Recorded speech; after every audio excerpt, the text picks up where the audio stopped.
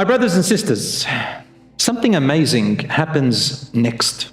You've heard now everything about Ramadan in these verses. Suddenly Allah subhanahu wa ta'ala changes the theme and the topic from talking about Ramadan to something that almost seems unrelated. He says, وَإِذَا سَأَلَكَ عِبَادِي عَنِّي فَإِنِّي قَرِيبٌ. And if my servants ask you about me, I am always close. أُجِيبُ دَعْوَةَ الدَّاعِ إِذَا دَعَانِ. I will respond to the single call of the caller as he calls upon me. فَلْيَسْتَجِيبُوا لِي وَلْيُؤْمِنُوا بِي لَعَلَّهُمْ يَرْشُدُونَ. Let them listen to my call and believe in me, perhaps they will be guided aright. This shows us that Ramadan and fasting, along with the other worship that you do, such as prostration and prayers and Quran, is the closest you will ever be in any situation to your Creator Allah. Fasting, praying, Quran, withholding your temptations and your frustrations and your bad emotions, withholding your harm and hurt on others, giving from what Allah has given you of generosity and goodness, being patient with one another as much as you can, going through hardships and pain, all of that put together is the closest you can be to Allah. And that is why Allah mentioned it right there, nowhere else. And if my servants ask you about me, I am close. Right here in the verses of fasting and Ramadan. And it also means that your dua and your prayers are far more stronger in Ramadan than any other time. Especially if you couple it with prostrating on the ground. If you put your head on the ground in sujood in Ramadan, while fasting, while restricting yourself, while in pain and hardship, and you focus on Allah, there is no stronger situation and closeness to Allah than the dua in that time. Now we said that dua is not always accepted the way you want it. Remember we said you have to put your trust in Allah subhanahu wa ta'ala, otherwise you're going to think badly about Allah and you're going to lose your iman. You know that Allah has got the best for you. So either He'll give you your dua in three ways. One, He'll give you exactly what you wanted. Number two, if He knows that what you're asking for will not be good for you, He will give you something better in its place. And number three, if none of them are going to be good for you for what you're asking, maybe you're being too specific, Allah subhanahu wa ta'ala will ward off a harm from you that was destined to you that is equal to it. This has all got to do with your tawakkul. What do you think of Allah? It's all about thinking outside of just the self. And Allah subhanahu wa ta'ala, He addresses here, says, and if my servants ask you about me, do you realize He's not talking about just the believers, the Muslims. He's saying any of my servants, believer or non-believer, Muslim or non-Muslim, if they ask you, O Muhammad, O Messenger of God, of Allah, about me, I am always close. What does it mean that He's always close? He hears you, He listens to you, He knows your worries, He knows your pain, He knows your ins and outs and secrets and open, but also He is ready to respond to you if you can turn to Him. That's why the non-believer is also included, because Allah is always inviting everyone. Muslim who has gone astray, Muslim who wants to get closer, non-Muslim who has gone astray, non-Muslim who doesn't know, non-Muslim who wants Allah. He says, tell them, or He doesn't even say tell them. He speaks to us directly.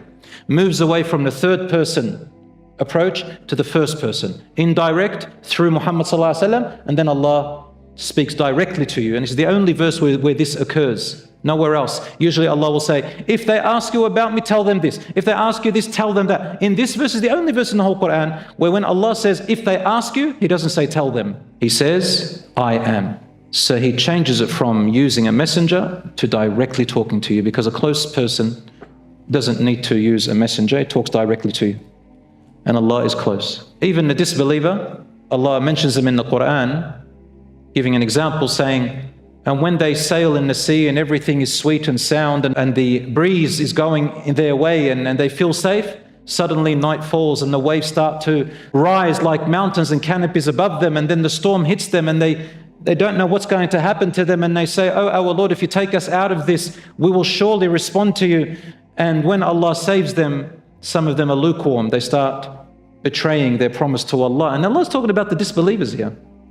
That the most hardcore polytheist and the most hardcore atheist, when everything goes lost, they can't help but their innate nature, without anyone telling them or any scripture or book telling them, they find themselves turning their heads to the sky. That is innate in us. So my brothers and sisters, Allah tells us always close. He responds to the single call of a caller. Nothing goes unresponded to. but Allah subhanahu wa ta'ala gives it in a way that is best for you. And that is a test in itself. Will you be patient enough? The Prophet sallallahu alaihi wasallam, he said, every dua is responded to, مَا لَمْ يَسْتَعْجِلْ, so long as you are not hasty. They said, "Oh Messenger of Allah, what does it mean to be hasty?" He said, a person says, I asked Allah, and I didn't find my dua being responded to, so then he stops. He gives up on Allah altogether and says, I don't want it anymore. Don't be hasty. Sometimes it's not good for you. And that is truly the test of faith. That's what's the difference. I mean, everybody gets restless and frustrated. That's easy. Everyone can do that. That's the normal human being. But what you got to do is separate yourself and think, do you deserve paradise? Do you really deserve the love of Allah in the way that it should be? Do you really deserve to be that servant who is favored as you want? Are you truly true and honest to your word when you say, I believe in Allah? Then Allah's going to have to put you through a test. And if you react in that way, the test goes longer. In fact, it turns into a punishment. But who did that punishment? Yourself. Allah says, we did not wrong them, they wronged themselves. Sometimes it's like, a lot of the times it's our fault, our choices. But when things go wrong, we like to blame someone else. And the first one we blame is Allah. So anyway, brothers and sisters, a lot of patience is needed and perseverance. My brothers and sisters, moving on now to Ramadan and fasting. Let's now move on to the acts that we should be doing in Ramadan and the things we should be avoiding. Very quickly. Number one, focus and improve, number one, your compulsory acts. What are the compulsory acts? The 5 daily prayers. Fajr, Dhuhr, Asr, Maghrib, Isha. Focus on them and improve them.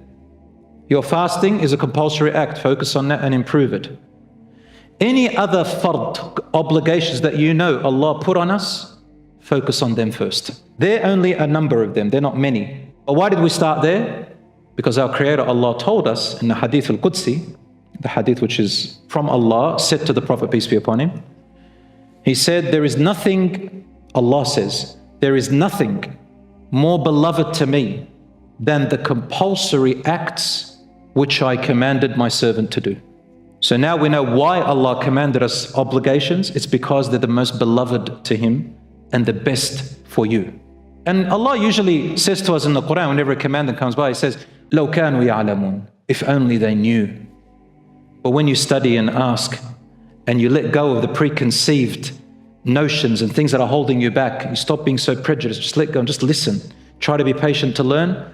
Allah subhanahu wa ta'ala gifts you with light of guidance. يَهْدِي بِنُورِهِ مَن يَشَاءُ, Allah says He guides with His light whomever He wills. Who does Allah will to guide?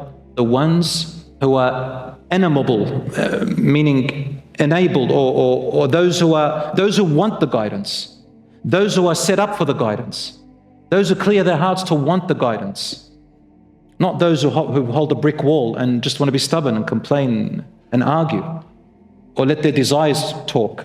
Those people can't be guided. They're closing the door. So when Allah says who He wills, it's based on who wants it.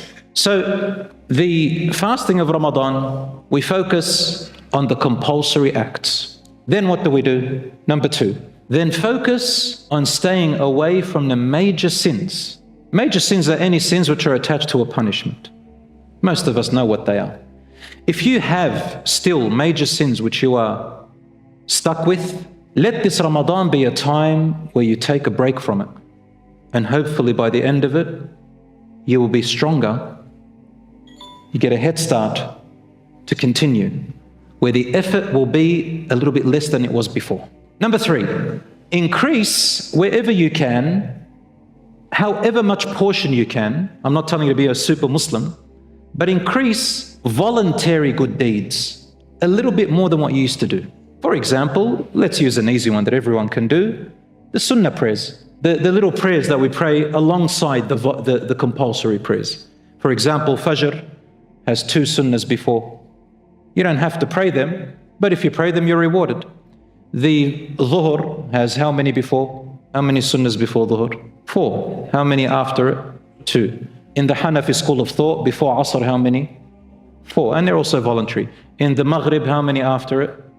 2. And after Isha? 2 plus the witr, 1. All of these are voluntary. The witr is a strong voluntary. All of these, what do they do to you?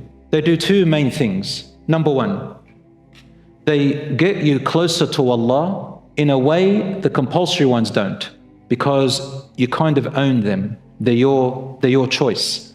And when you make choices without being commanded, Allah left them to give you a sense of as if it's personal for you.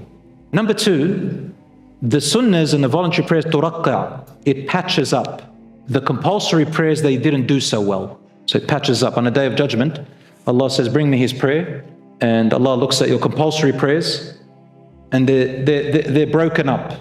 They're not really high. So then He asks, does He have any voluntary prayers? He says, yes, Ya Rabbi, I used to do the sunnahs here, I used to do voluntary prayer there, here and there. Allah says, add them, and then they complete your compulsory prayers. They become perfect. Because nobody can pray any prayer perfectly. Nobody can. I'm not sure if this is true, but I read in, I don't remember the reference, so don't hold me against it, but I just want to say that if it's true, the meaning is correct. That it's attributed to Ali radiallahu anhu, that one time the Prophet, peace be upon him, had two garments. One was red, the other one was something else. One was one color, the other one was the other color. And he said, whoever can pray 2 rak'ahs the way I pray them, because there is a hadith of the Prophet, peace be upon him, that says whoever can pray like the Prophet, peace be upon him, just 2 rak'ahs, and died that evening will go to paradise. It's guaranteed paradise, like the way the Prophet prays them. And no one can really match the Prophet, peace be upon him's concentration in prayer. So it says in this narration that Ali radiallahu anhu says, I can do it. He said, if you can do it, I will give you one of these cloaks, one of my cloaks. So he started, and then when he finished, he said, Ya Rasulullah, you are truthful. He said, what happened? He said, in my prayer, I was thinking which color you were going to give me. Anyway, whether this story is true or not, the meaning is very true, that Rasul Sallallahu Alaihi Wasallam told us nobody is able to be perfect. No one is like the Messenger of Allah. So we always need extra voluntary deeds. You can do a voluntary deed of donation, a voluntary deed of good word, a voluntary deed of forgiving, a voluntary deed of teaching, a voluntary deed of helping. All of these are voluntary deeds. Don't take for granted. Whichever one you can do and be consistent with, go for it. Because Allah loves things that are consistent rather than things that are a lot but inconsistent. Add 2 or 3, 4 voluntary things. So that's the third thing. The fourth thing to do in Ramadan is to attach yourself to the Quran. Now I hear some people, they say, well, maybe you're a revert, maybe you've been a Muslim all your life, but your recitation of the Quran, you just can't do it that well. Maybe you're just not good at memorizing. Maybe. That's all okay. Do what you can. It's not the quantity, it's the quality that Allah looks for, your heart. So you're putting the effort, Allah rewards you. The Prophet, peace be upon him, for example, said, whoever recites 1 letter of the Quran will get 10 rewards. I am not saying, he said, Prophet, peace be upon him, said, I'm not saying alif, lam, mim is 1 letter. I am saying alif is a letter, lam is a letter, mim is a letter. It's like saying, I'm not saying A-M-N is a letter. I'm saying A is a letter, M is a letter, Nun is a letter. So when you say alif, lam, mim, that's 30 rewards. And then he said, and whoever can recite and reaches a high level of good recitation, practices all their life and gets really good, his level of recitation will be among the high position of virtuous ones, angels and stuff. And whoever recites the Quran, training and trying, وَهُوَ عَلَيْهِ شَاقٍ, and it is difficult for them. They stutter, they go back, it's hard for them. They will have, instead of the normal standard reward, double. Meaning alif, which is 10 rewards, becomes for that person how many? 20. So alif, lam, mim becomes 60 rewards for that person. Why? Because of the effort they're putting. So I don't want to hear anybody going around and writing on social media ignorant statements saying that whoever, people are struggling reciting Fatiha, for example, and they're probably reverted to Islam, or people who just can't recite that well and they're trying to recite Al-Fatiha. And then we come and tell them, well, your prayer is not accepted because you can't pronounce the Fatiha. How dare you say that? These are ignorant people. If you've come across any ones of these, ignore them completely, don't even respond to them. Who are they to the words of the Prophet ﷺ and the words of Allah where he says, لا يكلف الله نفسا إلا وسعها. Allah does not expect anything from His servants except what is within their capability. So if you're able to recite Al-Fatiha and you go, Alhamdulillahi Rabbil Alameen instead of Alhamdu, and you're trying, Allah accepts, subhanahu wa ta'ala accepts it. He knows, so long as you're not deliberately intending to recite it wrong. That's your effort. Some people might not be able to recite from the Quran, but they've memorized a few verses of the Quran, like they might have memorized Al-Fatiha, they might have memorized Qul Huwa Allahu Ahad. Recite that. You do that 100 times in the day. Allah will reward you for a little bit, Allah. Sometimes listen. Allah rewards you for listening. Read sometimes translations and learning. Allah rewards you for learning. And so on. So that's the fourth thing you do. And of course, number 5, how beautiful it is, praying night prayer. You don't have to pray at the mosque, Taraweeh. We call it Taraweeh.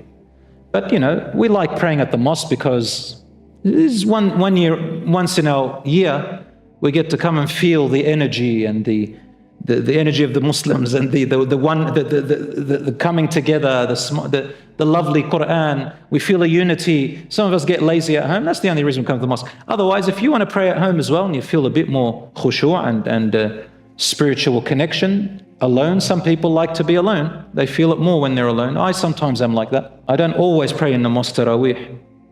Nothing wrong with it. Prophet ﷺ didn't always pray in the mosque Taraweeh. But it depends on where you get affected more. If it's at the mosque, go to the mosque.